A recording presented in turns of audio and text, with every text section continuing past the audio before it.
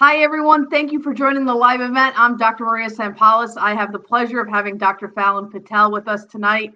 Hi, Fallon. How are you? Hi, doing well. Thanks, Maria, for having me. So Yeah, excited to be joining here. us from Canada today. So Hmm. thank you so much for joining. It's such a pleasure. I've known Fallon for many years, and I think a lot of listeners tonight will get a lot of great information because Fallon has overcome a lot of adversity over the years, and now has four successful lens crafters in Canada. So tonight's topic is going to be the mindset of growing, growing success in corporate optometry, and Fallon is a great example of that. Just some background on you. How did you get started in your career in corporate optometry? Well, that dates back to first year out, being a fresh grad. I had some experience. I was working as an associate in different avenues. I was working as at a side by side independent optical. I was working for a corporate optometry as an associate, as well as in a private practice. And somehow that opportunity presented very early on in my career. Maybe I was 7 or 8 months in, a Sears sublease became available. And so I took that opportunity and I never turned back. So from that journey, fast forward to today, as you probably, that Sears Optical is no longer with us. So I had to overcome, the closures of those and reopenings and such. And so the journey has been took me about 10 or 11 years. And today I'm now with Lens Crafters. And we had just acquired our very fourth sublease a couple weeks ago. So Great, congratulations on that. thanks. I know a lot of doctors started at Sears, right? And it's unfortunate it closed over the years, but a lot of great doctors have started there. I started there too. It was one of my first subleases, and a lot of great memories because I learned a lot. And you learn it was you want your own business, right? But I think you're the Yeah. same as me. You're like, I want my own business. All right, this is the opportunity. I'm going to take it. I Yes. don't care what it is. It's my own business. And a lot of Yes. other doctors, unfortunately, would have shied away from Sears, but it was Oh, great sublease, and you kind of practice the way you want it and all that. And it is unfortunate because a lot of doctors were invested. They really did like working there and that as oh, well. oh, yeah. I mean, for me, that was the game changer. I didn't really know what I was getting into. I took the opportunity, and slowly one sublease turned into three. I had three at one point with Sears, and I was asked to be a optometric advisory council member, so an OAC member for their team, and they would fly me down to all of these, leadership and development meetings, and that's where I met you, Maria, and that's where I think I became inspired, is being around like the power of these corporate optometry corporations and groups and functions, and being a part of that dynamic is where you just really feel inspired. You feel like you're around great minds. We got to meet one another 10 years ago, and look what you're at today, and I'm just so proud of your Thank you. accomplishments and everything. And so yeah, just the leadership and the learning along the way, and we went year over year over year, and all the things that you learn and grow from these events, from peers, like-minded individuals. I really wasn't getting any of that outside of the organization. So very, very fortunate. Awesome community, great bunch of folks. So very, very fortunate. Yeah, Yeah. it was very good. I did learn a lot from them as well when I went to the meetings, and I can't believe it. You're right. It's been 10 years. 10 years. 10 years Yeah. goes by so fast, and just Yeah. remember, like, just came out with the idea of the corporate optometry network, and it Right. was when I was at Sears. Yeah. So it's just crazy just to think back and how that stepping stone there really helped accelerate the next 10 years. I mean, it's a great thing for doctors to really embrace the subleased and see if it's for them. How did you grow to four locations within corporate optometry? Yeah, some people say, how'd you do it? Or like, um, you know, honestly, it took time. It was definitely a journey. It took me this long to just start accomplishing these milestones in my career. I would say, really, just putting the time in, working hard, focusing on strategies and efficiencies within your practice. Having good relationships also really matters. So making sure that, you know, you're aligned with your managers, regional managers, helping them. And I'm going to be really honest with you. Really, a lot of this didn't come to me that easily until I started working on myself and personal development. So, you know, when I started to forget about, you know, that business side of things and just started working more on me, finding who I was, gaining that voice and understanding, you know, what my values were, how I stood in my organization, my practice, and what really meant to me, and just taking that initiative and really just becoming more of a leader per se. You know, things just around me just started to flow, and you know, those opportunities come around, right? Like they don't come around very often, but you know, and a doctor will likely expire their lease, and so these opportunities may come. And if you're prepared in your life for that right time and when that opportunity is presenting itself, you know, it'll transform into something beautiful. So for me, that's just kind of the story as to how that happened. About a year ago, is really interesting.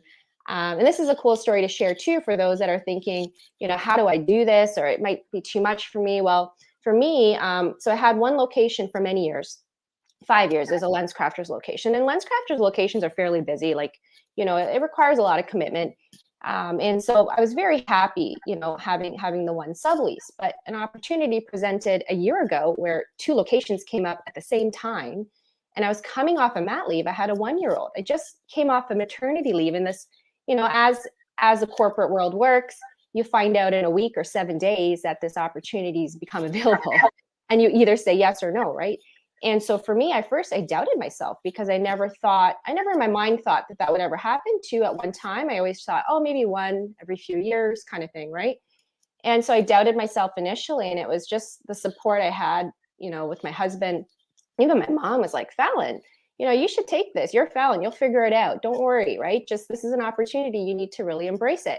And so right then and there, you know, it was just a switch in mindset. I never looked back. I never turned back. I said, yes, I'm doing this. And here I am. And you know, pitched a business plan as, you know, we've had to do, and multiple interviews. And, you know, later I was able to open two and one in 1 week, you know, to hire like crazy amount of doctors, staff, and, you know, get that ball rolling. So now that was a big lesson for me in my life, because now I understand when I'm presented with a big opportunity and I'm stepping into the unknown, it's where that fear steps in, right? Where you doubt yourself and you say, oh, I don't think I can do it, right? But if you can just change that mindset and just know that it's going to work out fine and build that confidence in yourself, you know, everything will just kind of work out. If you're able to do one, you can do three, right? So that's really kind of the story as to how I was able to grow the up to 4 locations.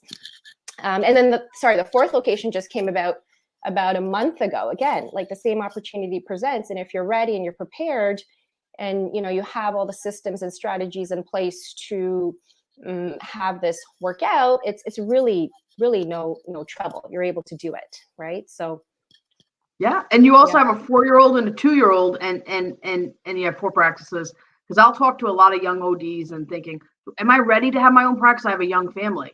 And I say I had a young family. They're getting a little older now. They're young ladies now, but 9 and 11. But you know, you can if that's what you want. But you're right. If you have everything in place, you kind of prepare yourself and you develop yourself as you grow these practices. It's not a big ordeal if that's what you want. And you had support from your family, your husband, your mother as well. yeah, absolutely. And you hear that a lot. You hear, and those are the fears, right? In people's minds, because you're stepping into the unknown and you think that you're not going to have this work-life balance that you think. But truth of the matter is if you value that, you value your family, you value that work-life balance, it doesn't matter what you do in your day, you'll make that work, right? You're going to value that. If you don't value your time and you're constantly working, you're running behind and you're rushing, you're never going to feel like you have enough time in your life to do anything, right? So it's just shifting that thinking to think like, you know, you just figure out processes, you find extra help. There's always ways to outsource things to get more time in your day. And, you know, you're totally, it's completely doable. And it's really no struggle at all. Any new obstacle is just a wonderful opportunity for you to grow. Think of it like a blessing. And when you look back, you just think like, wow, like this is just amazing, right? So versus living a life of regret, like you don't want to sit back and think, oh, I wish I had taken that, corporate optometry sublease, become an owner, but I wasn't ready for it then. And then year passes, another year passes, 5 or 10 years pass, and then you're thinking to yourself, I wish I had done that, right? But there's no better time than now. You can instantly wake up the next day and take that next step towards, living a more fulfilled life. If that's your desire, then you should definitely go for it, right? Yeah, it's a growth mindset, right? So, Yeah. and then every, you said every obstacle is an opportunity, every failure is an opportunity. That's how I've kind of looked at it as well. And I've always said, hey, let me try this. I can do it. And then if not, I can just back out. And that's the kind of beauty with corporate optometry too. Sometimes, if you don't like it, you're not stuck. There's no big financial risk, and you can try it. So, as you look back, you say, okay, I took the chance. I didn't like it. There's no regret of what ifs. And I think the same way. I'll take the next opportunity, and I'll see if I can, if I like it, if I want to do it, I can always cut back on other things that I don't like doing anymore. If the next opportunity is something I'm passionate about, but you grow, right? And as you grow, you build those building blocks, and it's just easier as it comes. So at first to start that one sublease, right, was tough, but now at the 4, you built those blocks. It's much easier. It's right. Yeah. Like we can be up and running in a week or a few days. Like it's really easy once you've done it. It's like a muscle memory, right? So once you've done one, it's easy to do another. But again, really important to also grow along the way too. Like each year, it's really cool to see yourself when you reflect back on where you started and where you are today. It's just a wonderful journey, and there's so much we can do. I mean, optometry is expanding so fast. I mean, I feel like it's changed so much in the last year or two than it had in 10 years. So, change is kind of the new norm, and you just got to kind of get used to that new speed of how things are changing in the environment. And it's really a lot of fun. I mean, I don't feel bored at all. I feel challenged. I feel like it's a wonderful opportunity. And, you can achieve anything you wish. Like whatever you desire, if you want to have, like, I think for women, like you said, a big obstacle is like just taking that first step. You take that first step, and if nothing comes out of it, at least you've learned, right? If you don't take that step, you're not learning, and then you don't know. So it's better to have learned than to have not, right? So that you can make wiser and better decisions for yourself in the future as well. Yeah. And you become a better leader, right? If you start, you improve yourself, you're improving the office, you're improving the staff, people learning from you, people looking up to you. And as a leader, as yourself, like you continue to improve yourself. There's always something. Like you read the next book, you try something and you failed, but it makes you stronger. So when a huge obstacle kind of hits you, you just get right back up and you just keep moving. That's right. Yeah, and it's really cool too to see that in optometry. I can share an example that we had in our office, and it was about adding a new service, myographs, right? The new thing is myographs and dry eyes. So how do we got these myographs in all of our clinics? How do we make this stick, right? So we were trying to get our techs to describe the innovation to our patients. So we would sell it as an upsell feature, right? As imaging.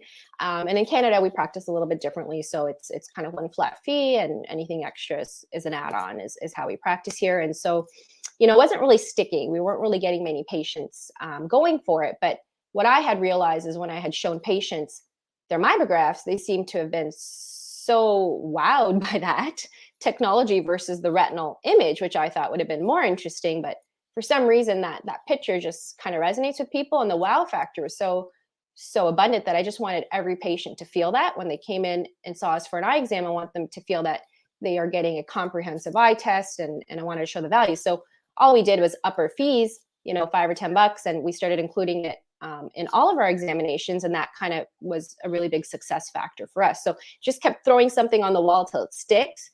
And again, you could say I probably failed the first time. Maybe I didn't do a great enough job training our techs to pitch that, but whatever works for you in your practice, you just have to keep trying and not giving up too in things that you really believe, to be a practice, in this case was a practice differentiator for myself. So just a kind of an example to show you, it can go down to, how you're operating your day to day, your services, your sales, how people management. There's so many different things, but it's really, really cool to see when you look back and now you see that you've accomplished that and everyone's just gone through that process with you. Now they've seen that you've taken them through this, and what a wonderful outcome that it had. Yeah. What do you think is the most important for successful relationships in corporate optometry? There's always a lot of those conversations in the Facebook group, and what is your take on that? Yeah. So for me, it's again having when you're choosing to partner with corporate optometry, you're choosing to write that sublease, to sign off that sublease. So you have many options, in the way that you want to practice, right? So once you've made that choice and you're committing to it, I think it's really important that you have more of that we mindset, like a team mindset, rather than, it can get a little us and this is me and my private practice, that's you and there. But if you have a we mindset and you're working with your managers, your regional managers, regardless of, who they are and, where they've come from, you have that ability to own your relationships and to dictate how they're going to go, right? Like, so for me, it's been definitely working as a one team mindset and having that we team mentality. So we support one another. I mean, that's the only way you're going to win out of this, right? So when we're working together, we're working to help one another in their businesses, and it really works out really well. Everyone's really engaged. We even try to tell them about the new services that we're adding. It's more of that holistic eye care approach, and it works really well when you start to align, with your team, as well as the optical team that we say in corporate optometry. Yeah. What did you like about partnering with LensCrafters as a brand? Because you could have chose to work with anybody in corporate optometry. Why did you choose LensCrafters? Yeah, it's a good question. So I don't know if you remember that journey down in Summit when this is where I tie it back to. I'm like, why am I always gravitating? What is it about LensCrafters that I've always longed to be a part of? But do you remember when you were at Summit? We were in this auditorium with thousands of people, like thousands of eye care professionals. I've never been to such an event, of that caliber. And here we are. We were Sears, the underdogs. Do you remember, like looking on the podium? We were the underdogs. We were the underdogs. We were like minus 14% growth. Then there was like Pearl Vision, and I described them as like the skinny line of doctors with like their plus 1%. And there was LensCrafters there, and they were such a robust group with like plus 1, I think they were doing at the time. And there was also Target Optical too, and they were doing about plus 14. It was like their new babies at the time. Like, remember, they were just killing it. And I don't know if you felt this way, but when I was there, I just felt like the group of those LensCrafters, the LensCrafters bunch, they just seemed so confident. And it seemed just like the world was at their fingertips. Like they had all the fancy innovation, technology, and gadgets, and they still do to today, right? So, when I think of LensCrafters, it's just a brand that's kind of leaders in eye care. They have kind of, the most innovative technology. They're always pushing the boundaries in that regard. And really, it's the leadership team. So, I mean, if you thought maybe Sears was like a great leadership team, LensCrafters leadership team is just something, you would say that they're very strong, they're very committed, and they're very persistent, and they execute pretty flawlessly. So for me, being a part of that larger picture of a group that I feel inspired to be around is kind of, the reason why I like to partner with LensCrafters and why I will continue to do so. And yeah, you're right. Like I have had opportunities where people have come by and said, "Hey, Fallon, come with me. You can have the reign of this entire, like all of the locations and come on as a sublease." But, for me, I'm also vetting who I'm doing business with and who's that partnership, what does that regional look like? Who's in charge of this organization, and do they have systems and structures in place, right? And when you're with the org, they have everything kind of down running pretty well. So yeah, I mean, and sometimes even so, they make you feel like you're part of something bigger, right? It's just instead of you're just for multiple location doctors involved and bigger cause. Yes, bigger cause, exactly. Yeah, like you go there and you go to the one site when you're in Summit, you see the one site initiatives, you see the CEOs speak. They're so inspiring, charismatic. I mean, you just feel like you're part of this bigger network that's greater than just yourself and your practice. So I think that's that feeling of being committed, being accountable to a bigger team. I really enjoy that. No, I think so. I think way back in our Sears days, I think a lot of doctors were committed to Sears and would stay with Sears until it Yeah. closed because Yeah. they felt part of thing. They felt committed. They felt valued. They Yes. had their heart was in it, Yes. and they built their own practice and Yes. they were involved, and doctors want that. They want that involvement. They want to be, they want to feel part of something bigger. So whether it's lens crafters or another corporation, every doctor's That's right. different on what they want. But I think corporate optometry can give you that if that's what That's you right. want. So Yeah, and you'll learn a lot quicker when you're exposed to that bigger network of ODs that are correct. just doing it exactly like you. You learn a lot faster. So completely so. You don't feel alone. Like you feel like you have someone you can ask a question on. What are you doing over here? What are you paying your doctors? How are you doing this? I mean, a plethora, a huge network. So really, it's optimized for you to be successful, I think, for sure. You have tremendous support, pouring in at your fingertips, resources available. So I think if you are thinking, corporate optometry or not, if you're willing to take that challenge and you really want to grow and you want to know what it's really like to be in kind of like a business world as well, great opportunity. Lots of, information and resources and network available. There was a lot of information. When I first started, I was like, oh, I love this. I want to do this. I want to learn. So I was asking a lot of questions, and they're like, Dr. Samples, calm down. I'm just here to have a beer tonight. Like I wanted to learn so much because there was so much information there. These people, were head of the organization, and I had doctors that had multiple subleases that are older. I just wanted to learn so much, and you can have that mentorship. Yeah. Right there, you can have, like, I was looking for the Yes. inside secrets and Yes. what was going on. I wanted to learn all that stuff because I Yes. was like, these people have been in the business for a long time. I'm Yes. just starting off. Yes. What a great way to do it. Yes. And they want to help you because you're Yes. within their team, Yes. and you're not direct competition No. per se because they're across the country. So That's right. why not Yes. help each other and build Yes. each other up, right? That's right. Yeah, Yeah. absolutely. Absolutely. Yeah. So how do you juggle all this? I mean, your practices, your family, you have little boys. This conversation always comes up when I talk to young ODs. Oh yeah. I'm sure you get asked that same question, but the way I can phrase that, I get asked that question a lot too. Okay, so for example, I have 2 kids, right? When I see a mom with 4 kids, I look at her and I think, oh my God, how is she doing that? I only have 2, she has 4. Like, how is that possible? And when you ask that mom, like, what's it like? They're just like, like any, you have 2, you have 4, it's all the same, right? And I guess you can really think about that the exact same way with, your subleases. You have 0, 1, or 4, it's all the same, right? Like you're in it for the day. It's not any different. And so for me, if you're aligned to doing what you love, it doesn't really feel like work. Like you're passionate, you have a lot of energy in your day. It just really doesn't feel like work. You should be grateful and very happy that we can work, right? Like that's a perspective and mindset we should have. But culturally, if people want to say a 9 to 5 is kind of ideal. We're in healthcare, it's a little bit different, and to be fortunate that we have the flexibility for when we want, to take time as you need and to arrange for that. You should be just happy that you're doing the things that you love in life, right? Rather than looking at the glass half empty. It's I think that question comes down to the person asking whether they're looking at it half full or half empty.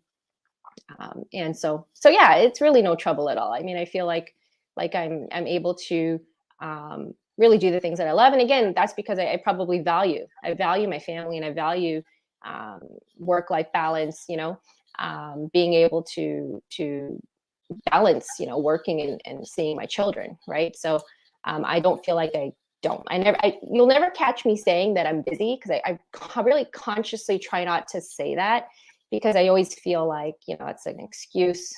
I have so much time in my day. If I just prioritize what I want to get done, it gets done. Right. So just a different perspective to look at that. So it's all about, it's all about mindset and what you want and what you're passionate about. If you like your job, if you can figure it out. It doesn't matter. I had one time one staff member at one of the offices said, "Oh, this stinks. I'm working Saturday," and I'm thinking, all right, growth mindset. Let's think about the positive mindset.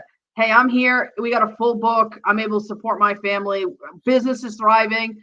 It just, and then, when time comes, if we can take a Saturday off where it's not as busy, I'll take it off, or hopefully find a doctor. It's been tough lately, but I mean, it's that mindset, right? So you're positive about it, and there's pros and cons to everything, and you got to find what your priorities are and what you want, what works for your family. Yeah, absolutely. And then it's just perspective. Like you think of it like it's a first world problem, right? Like you travel across the world and then you see in other countries, people are working from 9 till 10 with their whole family in a shop with a smile on their face. Like they're happy, right? Like it's perspective, right? Our culture is very different. You can get sucked into that social media, the lifestyle that people think people are living.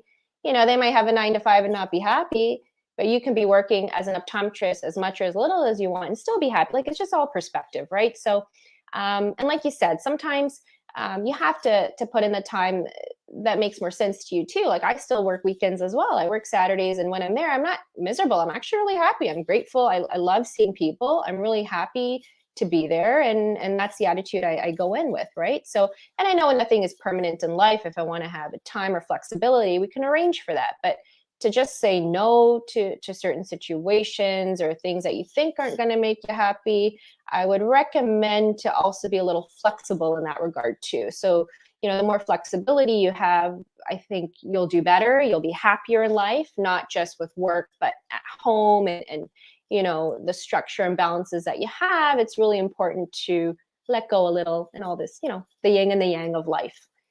Yeah, it's we like some to say great the fine advice. balance. Yeah. Yeah, it's great advice. I mean, every time, a lot of people just will always say the negatives, but kind of think of the positives and think of the pros and cons and things like that.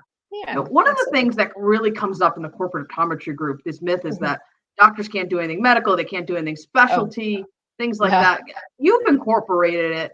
How have you incorporated it into your corporate optometry practice, and which ones have you done? Yeah, I don't understand that. Like I don't understand when I have an OD, I've had them, say to me, yeah, I'm fine with just doing refractions. That's all I ever want to do. Like, no, you don't want to say that to someone, because now I'm thinking you're not committed to wanting to learn or grow or to take on more, different challenges and tasks, right? For me, it's like, you got to make sure you're providing a holistic approach. If you're not providing majority of services that your patients require, they're going to talk to their neighbor, somebody else, and go there and get and then just discredit your ability and say that, why didn't my doctor talk about that? So when you're in corporate optometry, a big emphasis is really optical for sure. You have to be very mindful of that partnership that you're with. That is the bulk of the business, and of course they have to do well in order for you to be next to them and survive as well. However, there's also opportunity for a lot of other areas as well. Like we incorporate myopia control, dry eye, IPL, all those treatments in all of our clinics, and it's not like it's a specialty only clinic, but it's there for those that when they need it. And it's not very many, it's like a few a month, right? Like that will go for ortho K, or a few a month that might go for an IPL, but at least you have that service and you're providing, a higher class, higher value. And when you see just a few of those patients, it really helps, it really helps your compensation. You're also, expanding your scope of practice. You're feeling more fulfilled. You're attracting better ODs, new ODs, and, it's just a win-win cycle. So, the belief that we don't do a lot of medical, I think medical in the US is a little different than what we say medical is, because we don't have like medical billing per se here.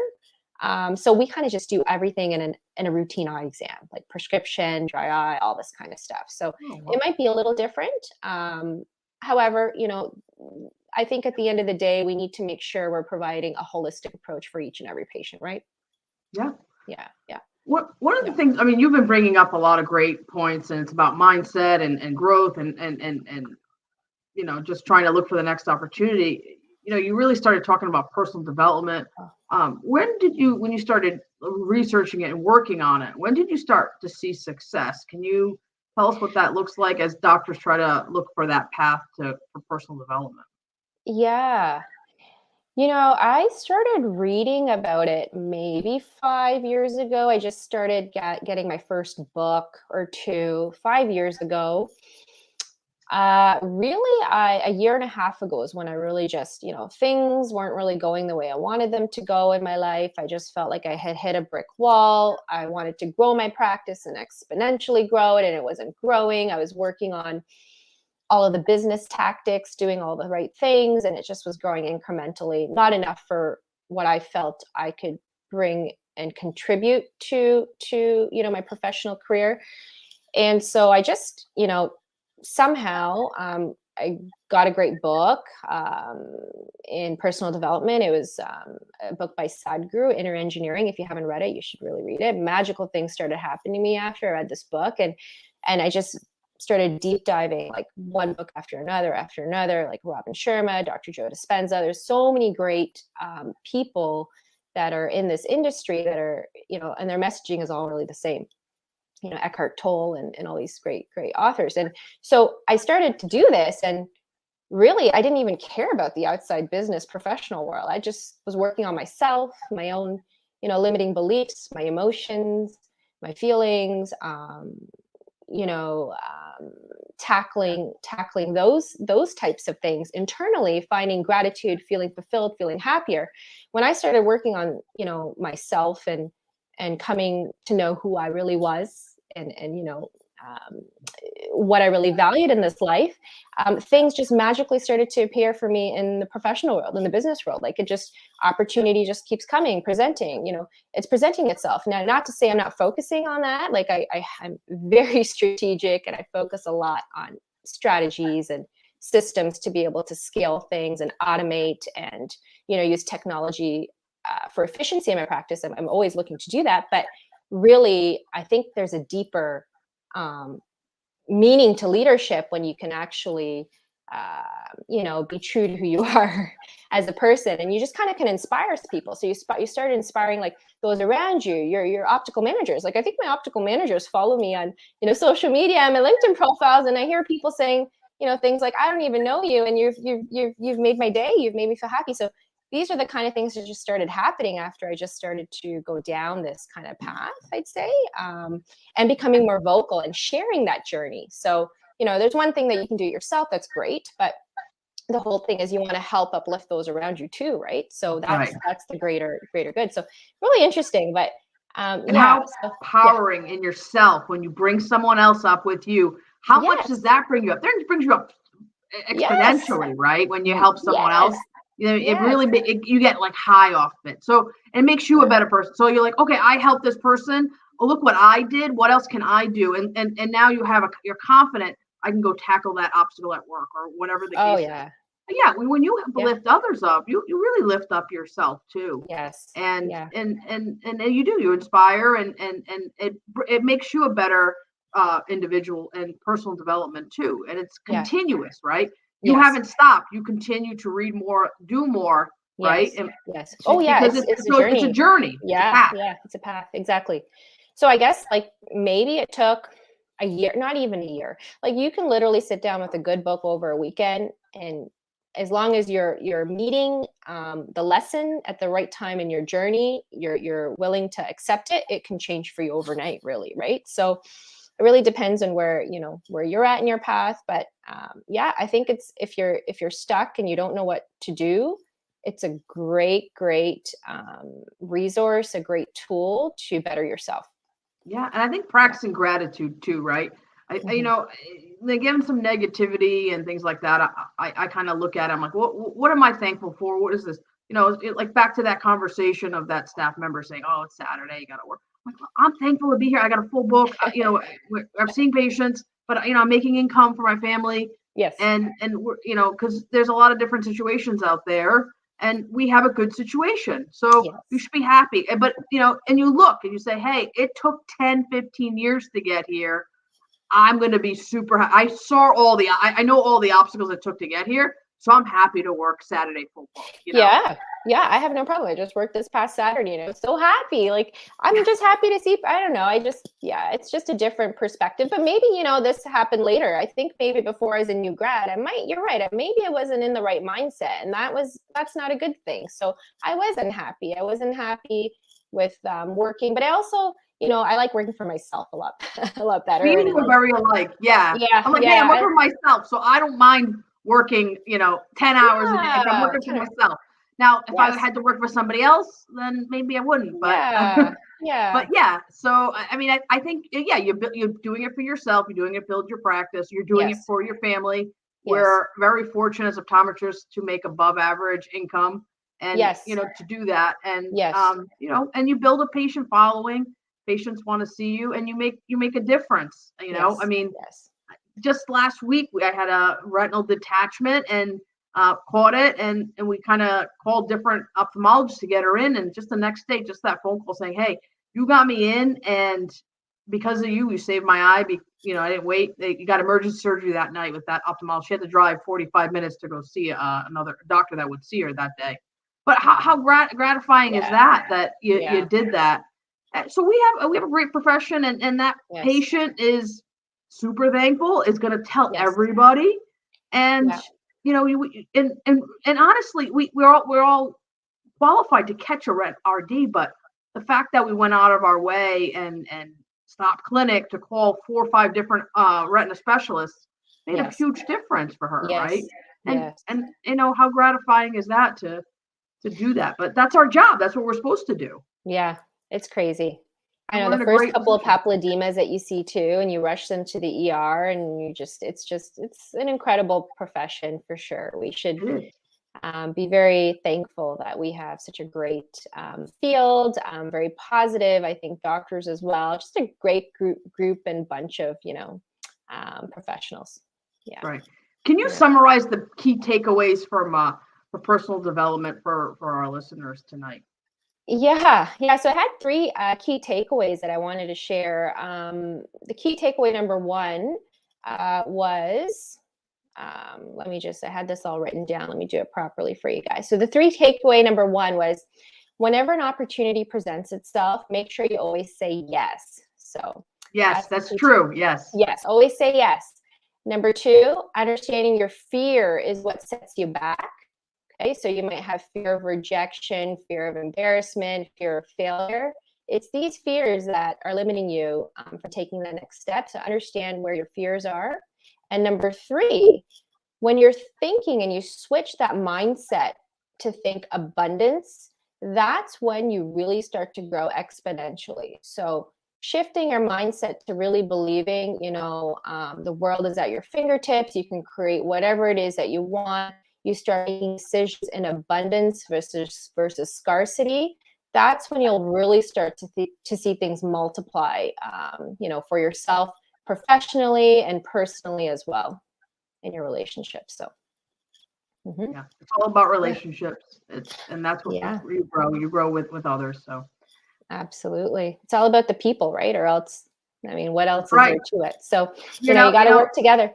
Yeah, you got to work together. And over the years, I can't say that they say you do this by yourself. You do it with a team. You do it with your husband. You do it with your family, your friends, peers. No one, you need people to help you. No one kind of does it by themselves. That's right. So your success is everyone's success. Absolutely. And I like to see, exactly. My mindset is the same thing. My mindset is to make sure that our ODs are growing and that I'm trying to get my management up to a level where they don't need me. So I want to grow them to be, superb in what they do in their day to day. I want the ODs to be super confident in all of the things that we're recommending, and try to get them into a little bit well-versed in specialty and all these things. I just do it for them because I know that at the end of the day, I can't do this alone. I'm just one small person. For me, my growth is through them. So, and I feel so happy doing that. Well, thank you so much for joining us on this live event today. It has been such a pleasure to have you on, because I think you have a different perspective on optometry and a great mindset on it. I mean, it's so inspiring tonight to have you on. Oh, Hopefully others can be inspired and get something from this podcast too. And thank you so much for me taking too. the time to do it in your busy schedule. Oh, no problem. Anytime. This was absolutely my pleasure. It was so nice to connect with you again. Thank you. Bye, everybody. Take care. Bye.